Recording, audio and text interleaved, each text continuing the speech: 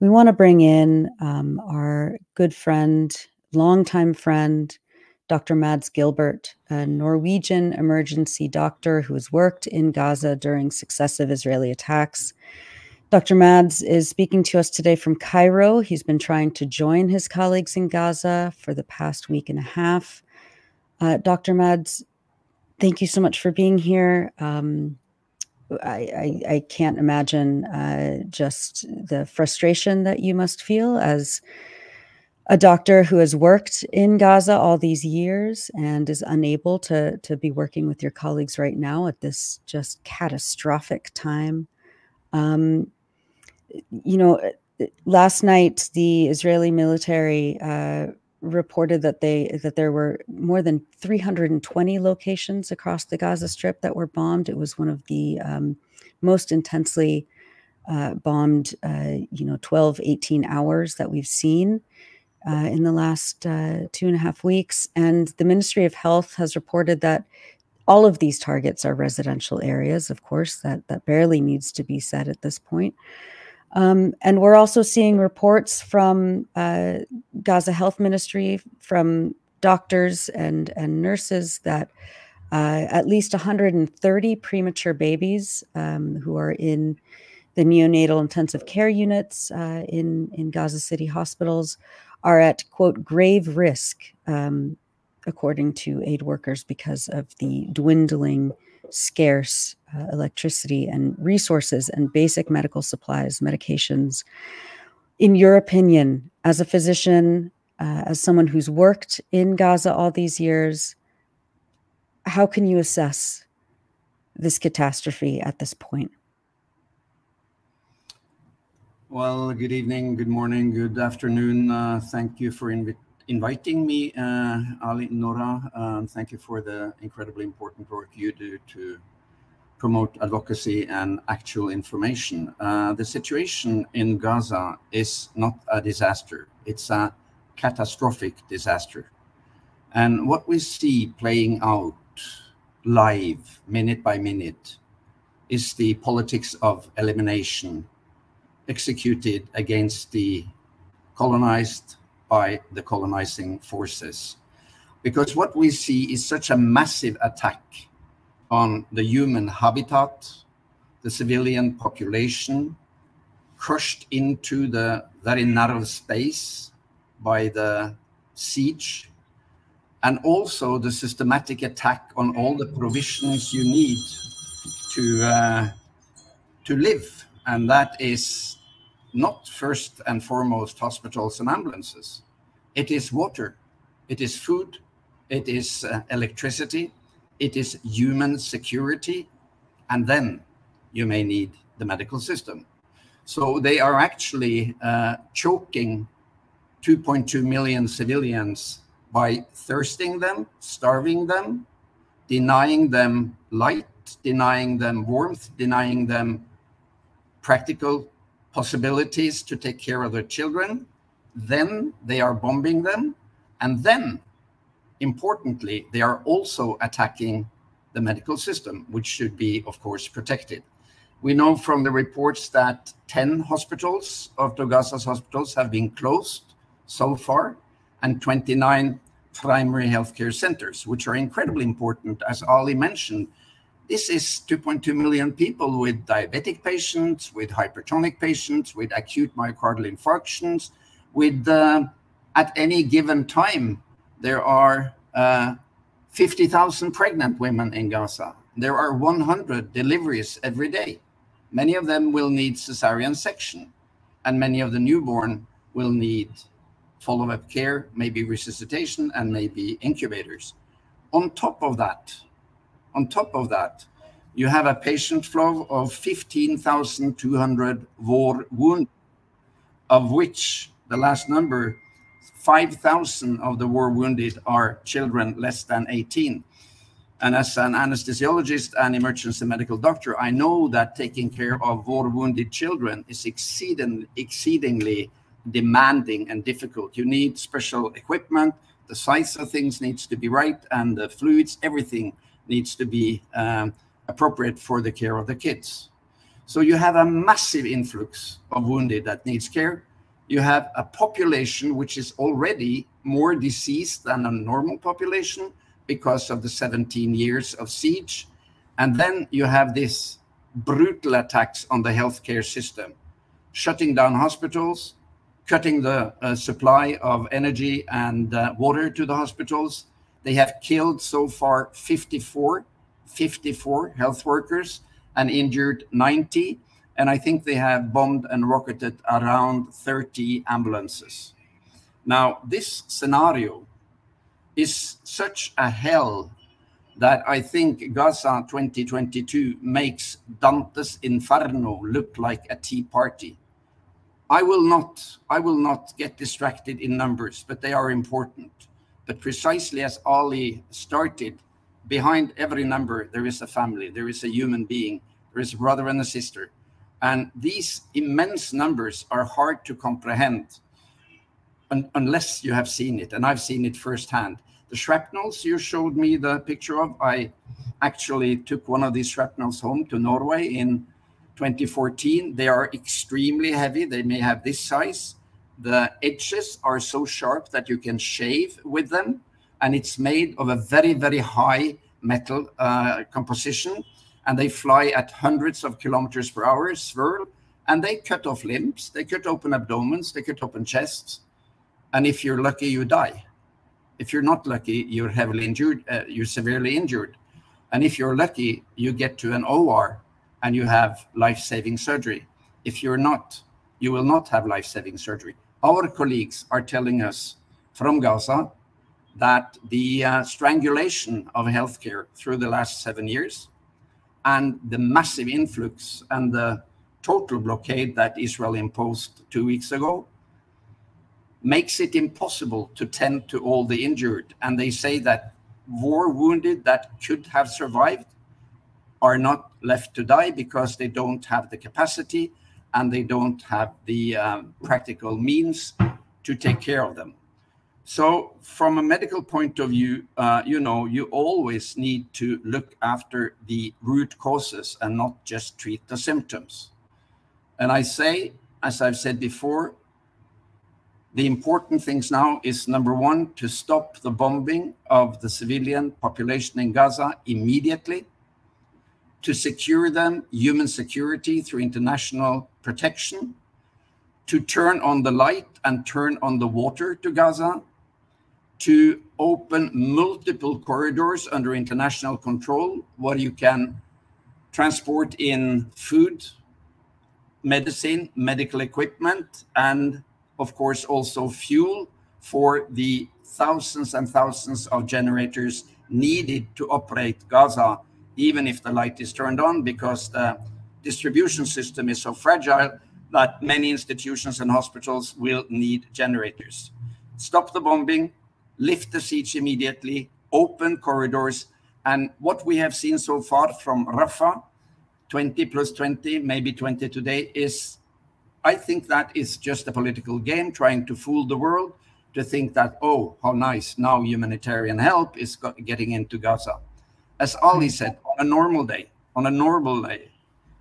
during the 17 years of siege, Gaza's population needed 500 to 700 truckloads every day of food, of practical stuff to live. So 20 truckloads after 2 weeks of complete siege and bombing, it is an insult. It is an insult. My colleagues are saying that they are running out of everything now. And I guess you have noticed that Israeli generals have been repetitiously now threatening the big hospitals, the Mustashfa al-Quds, Mustashfa al-Shifa, and Al-Aqsa, to evacuate, threatened to bomb the hospital. The hospital leadership and my brave colleagues, the doctors, the nurses, the paramedics, have refused. And they have said, we will not leave our patients. So this bombing has actually been obstructed. I also want to end by saying, Dr. Erik and I, we want to go in, as we always do, not because we don't think the Palestinian healthcare workers can do this job. They are world-class experts on this, unfortunately. We go there to stand shoulder to shoulder with our brothers and sisters in Gaza, to bear witness, to collect evidence, to treat patients, of course, but most of all, to provide what's mostly needed now for the people of Gaza, and that is international solidarity. That is international big solidarity, true solidarity. And also, I would reiterate the call from the Minister of Health 3 days ago to health workers all over the world to establish emergency medical teams, travel to Egypt, come to Egypt, and we will go to Gaza and we will help the completely exhausted teams in Gaza who now have been working around the clock for more than 2 weeks, not only taking care of their patients, but also worrying intensely for their own families. I will end with a short story. One of my best friends in Gaza is a very skilled anesthesiologist. He's young, he's very experienced, despite his young age. He has 8 kids. One of his kids is studying medicine in Egypt. On the 3rd day, just after I came down to Cairo, he called me and he said, my brother, Dr. Mats, if we get killed, I want you to father my son. These are the kind of realities that our human brothers and sisters in Gaza are facing now. This is the politics of elimination. This is the Dahya doctrine in full scale. The Israelis say anywhere from anybody shooting at them from civilians, they define them as legal targets. This is the horrible true face of colonialism. The only solution is the root cause to be solved, and that is a free Palestine. Thank you. Dr. Mads, thank you so much. And it just the sadistic nature of what we're seeing, the fact that Joe Biden is congratulating himself for helping facilitate the sending of 20 trucks for a population being carpet bombed. One of those trucks was full of coffins. We're seeing the reports by your colleagues, anesthesiologists across Gaza, who say that they are performing surgeries without anesthesia because the anesthetic medications have run out.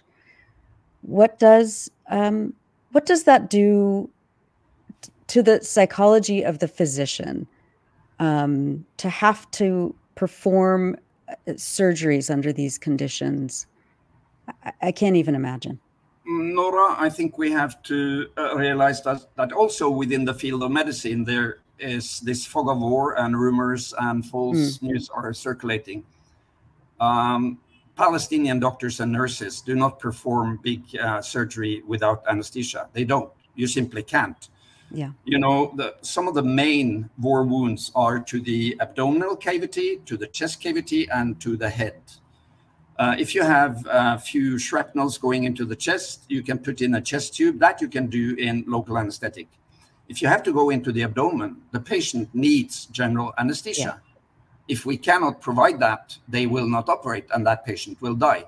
Because this is another illustration of this attempt to portray the animals in Gaza. Oh, they even operate without anesthesia. They don't. They don't. Trust me, I've been there. And we've been without anesthetics for some time. Then we try to improvise, find other solutions.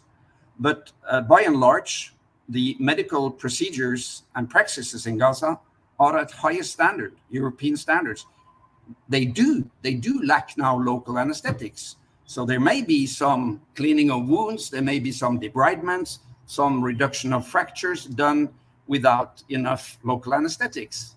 But that is not outside the border of what is ethically acceptable. Yeah. My second point is about the closure at Rafah. We get many questions. Why are you still in Cairo? And listen, to get from Cairo to Rafah, you need to go through the desert, the Sinai Desert. And the Sinai Desert is closed Egyptian military territory. you need permission from the highest security level in the Egyptian military security establishment. We have the full support from the Norwegian government. Our embassy is working very diligently to get the permissions. We have all the permissions from the civilian part of the Egyptian society and departments, but we are missing that last from the military, and they will not let anybody go to Rafah until they have full control or until they find it suitable for them to let medical personnel in. So there has not been one single person crossing Rafah since this started, and not one single person going out. It's only these 20, 40, 60 trucks. Otherwise, Rafah is completely sealed off. That, of course, also needs to be opened immediately. And there must be pressure. The Norwegian government has condemned the siege, the blockade. It has increased its humanitarian support, and it has refused to call Hamas a terrorist organization. So there are some other voices in the West. There are some other independently, political forces. And our Minister of Foreign Affairs was here down during the Cairo meeting, and we had a long talk with him. And we have the full support of our government, and we will stay until we get in. And again, the heroes are in Gaza, and I send to anybody who can hear, Palestinian health workers are true heroes of our time. Indeed. Indeed. Dr. Mads, thank you so much for that. And I wonder if you can tell us if you know of other efforts to organize emergency medical teams. As you say, at the moment, the Egyptians are not letting anyone through Rafah, but hopefully and presumably that will change because of the desperate need. Do you know of other efforts to organize teams to come, to be ready to enter Gaza as soon as the permission is granted? Well, Ali, we have tried to sort of get an overview, and it's hard because it's not, at the moment, there is no coordinated efforts. It's the UN systems, and then there is the NGO system, and they have their cluster meetings. But I think what is needed now is not just the big ones organizing things. They of course have teams that can come, but what we need now is to mobilize this deluge of medical solidarity from young doctors, young nurses, young paramedics, ambulance people who wants to come. And we know about that because they call us all the time and ask us, can we go, please? And we say it has to be organized. For our organization, NORWAC, we have prepared substitute teams to replace us after we are outworn after 2 or 3 weeks. So we have a plan. The big ones, of course, Red Cross, Red Crescent, Médecins Sans Frontières, and others have teams. This is not coordinated. And the sad thing is that nobody, even if you have a team, is allowed in. So we need to mount the pressure on opening the borders. And I appeal to all US, young and old doctors, nurses, ambulance paramedics, whatever you have, radiologists, lab physicians. This is the time to stand up for humanity. This is the time to show that the Palestinians in Gaza and in the West Bank are not alone. This is the time where you write your name in the history books, and on which page you want to be, it's up to you. Now is the time to stand tall in solidarity with the Palestinian people at large, and for us in the healthcare sector to support the Palestinian health workers. Collect money, do whatever you can, but be active. Don't be alone, and resist all these malignant campaigns against us who support the Palestinians for being anti-Semitic. We are not. We are pro-Palestinian. We are anti-colonial, and we are for the justice and the good life for all people. Dr. Mads, thank you for those comments and that appeal. And I think we often forget the important role that the medical community can play in things like this. I wanted to ask you, you have been in Gaza you were there during Israel's 2014 massacre, and you were there previously. what would be the, from your experience, what can you tell us about the conditions that your colleagues are facing in Gaza right now, in Al-Shifa or in any of the hospitals under these circumstances? And what are you hearing from them? What we are hearing from them in our multiple communications every day and through the night is that they are deeply affected by the siege and the lack of equipment, number one. The most important deficiency is the lack of fuel for the generators. So the most critical medical demand now, which must come from our government, is to open Gaza so that the fuel supply can restart the generators, and for Israel to turn on the power to the electrical network already existing in Gaza. Then they tell us that they're lacking water. The immediate demand is to turn on the water pipeline system and the water pumps. The third thing they tell us is that it's very difficult to uphold general hygiene and the special hygiene you need for surgical praxis, because the pressure in the water pipelines, when there is pressure, is too low to operate the sterilizers, the ones that are sterilizing the medical equipment. Then they tell us that the sheer number of injured is so large that they don't have enough operating rooms to amend all of them. And the injuries are horrific. Today we got a new series of pictures from children being almost melted from burns, where feet were without toes, where the burns had obviously just melted away parts of the extremity. We don't know what kind of weapons these are, but the weapons are horrible. So the complexity and the number of injuries is one more problem.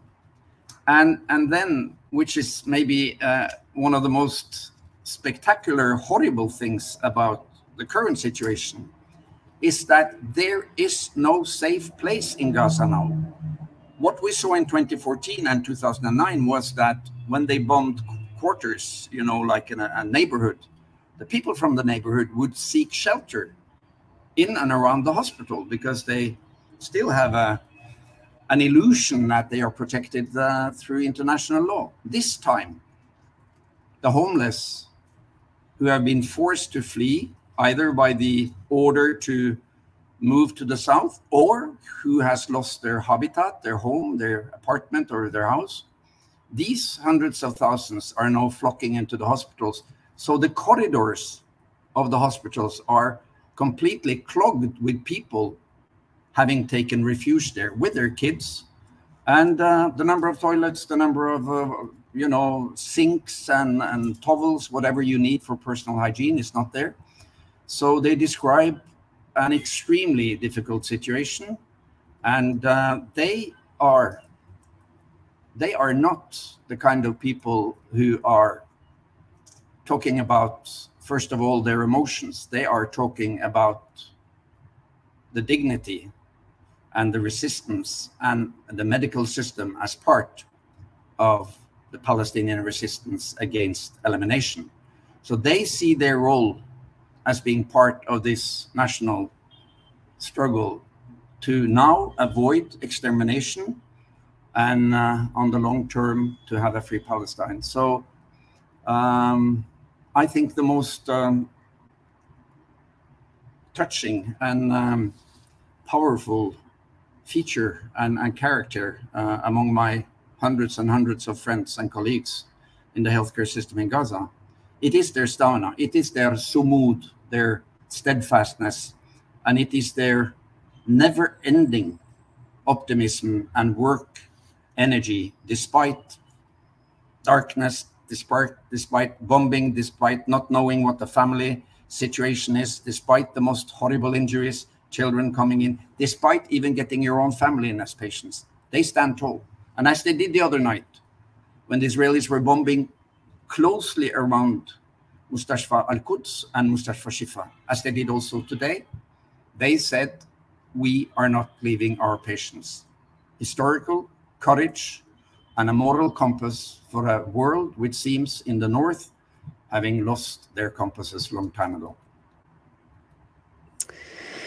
Dr. Mads Gilbert, we want to thank you so much for the years of work that you have done, not only standing shoulder to shoulder with the heroes inside Gaza's medical community, but also making sure to highlight the dignity that is Palestinian doctors and physicians and nurses, and we thank you for your work.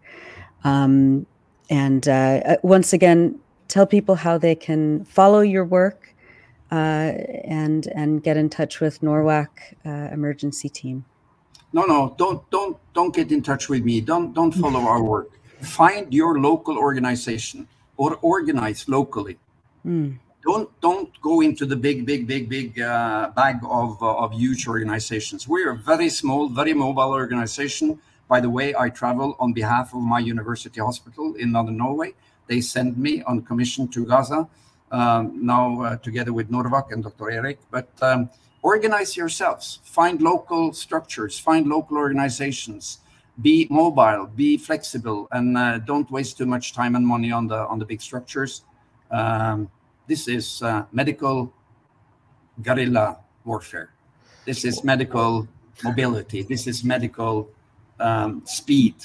And if you want to know, by the way, what it feels like working in Gaza, you could buy my last book, which is called Night in Gaza, and which is a description of the horrific conditions during the 2014 assault on Gaza. I'm not saying this, I earn not a nickel on it. All the money goes to the solidarity work. But it is a pretty graphic and close to reality description, and you will meet in the book many of the nurses, doctors, and paramedics that are fighting for their patients and for their nation today. Night in Gaza. Dr. Mads, one thing I really appreciate is how you do not try to separate quote-unquote humanitarian issues from politics, because all of this horror that we're seeing, the injuries that you are so desperate to get into Gaza to help treat, are caused by political decisions. They're not it's not a hurricane or an earthquake. So I just want to say how important that is, your willingness to speak about colonialism and to tie what's happening to these political realities. One thing I want to ask you, I know that there is no substitute for being in Gaza to help, to be side by side with your colleagues there, but is there anything that you're able to do? You mentioned your colleagues sending you pictures of injuries. Is there anything you're able to do from outside in terms of giving them advice or helping to respond to questions they have about treating some of these things? Thank you, Ali. That's a good question.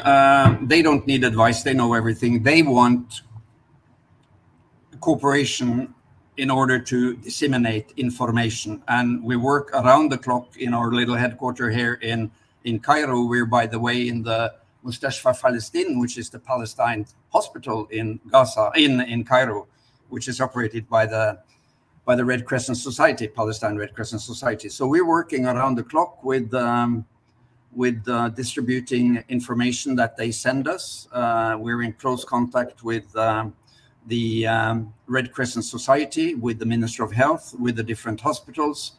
We communicate with our politicians in Norway. We try to keep on top of the development. And I think one of the most important things that you can do today, if you care, it is to keep updated and read and follow alternative news sources. I have been following Western news sources and, of course, the Arab ones, Al Jazeera, English, and other ones. And it's two completely different pictures. So keep yourself informed, study, watch the fantastic lecture that Ilan Pappe had this 3 days ago at Berkeley. It's on YouTube. It is the most illuminating analysis of what is going on now and what is the root cause of what we're seeing now. Ilan Pappé, it's on YouTube. Be informed, spread information, be knowledgeable, study the issue, go beyond the superficial. And for us, merely having somebody on the outside to talk with is important for them. Because as I said, they feel abandoned, they feel left behind by the world. And they always say that when we come in, they feel that they are not in the complete darkness. So we do whatever we can around the clock. We also meet a lot of other people. And of course, we push hard to get in. And we hope, inshallah, that we will get in. And then you will hear from us from the inside when we have time and we have a break in the patient treatment. But again, the heroes are in Gaza. They work tirelessly night and day. What we need to do now is to have our governments force the US government to say, you do not attack any civilian hospital in Gaza. You do not bomb any ambulance. You turn on the water, you turn on the electricity, and you allow fuel, water, and food to get in. If they don't, they are complicit. Joe Biden will write his name in the dark part of history if he doesn't soon stop Israel. And the key to stop Israel is in the White House and in Pentagon. Dr. Mads, again, thank you so much for all that you do and for being with us here today on this live stream. We're going to let you go so that you can keep working with your colleagues. And we will, of course, check back with you. Thank you so much again. Full solidarity and gratitude to you. And finally, thank you for having me, and really good luck to all the brave US citizens of all genders and nationalities. I have a wide array of contacts. They, they take our information, they spread it, they remake it. Thanks to, David and Bram and Luma and all the other, like you yourself, brave people who stand up against the hatred and stand in solidarity with the Palestinians. You, the US citizens, are the most important in the solidarity work now. Shukran كثير. Thank you. Thank you, Dr. Mads. Thank you. And speaking... Kuluna Gaza. We're all Gaza. Yeah. Thank you, Dr. Mads. Thanks for watching this video. Please subscribe to our YouTube channel. Hit like, leave a comment. These engagements help us with the YouTube algorithm, and it helps us to get around Silicon Valley censorship as much as possible. It does make a difference. You can also support our journalism by going to electronicintifada.net and clicking on donate now. Thank you.